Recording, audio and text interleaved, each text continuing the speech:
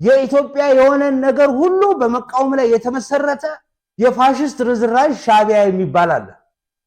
ሻቢያ ምንድነው ካልከኝ ምንም ነገር ብትሰራ የኢትዮጵያ እስከሆነ ድረስ እንቅፋት ለመሆን ዝግጁ ሆነ ነው።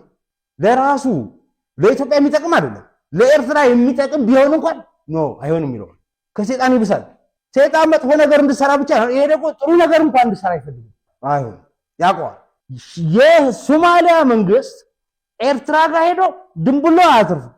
ምክንያቱም ኤርትራ የሚለው ሰይጣናዊ ተልኮ የሚሰጠው ለራሱ የግብፅ ተላላኪ ነው። ሶማሊያን ደግሞ ልኮ ኢትዮጵያ ማተራመስ ይፈልጋል። ያስበላሃል ረፋል ነው።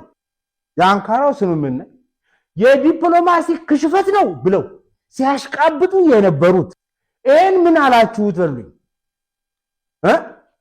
ይሄን ምን ትሉታላችሁ በሉኝ። ኢትዮ 360 ነው ማለት እነዚህ ወንዴና ያ ልጅ ጴጥሮስ ጲላጦስ ያሉበት። እስኪ እነሱ ምን አሉ ብላችሁ ይሉኝ። መሳይ ፋሲልን ይሉኝ። እስቲ ፋሲልን አለ ወንዴ እስኪ አሁን ምን እንደሚያወሩ ጠይቁልኝ።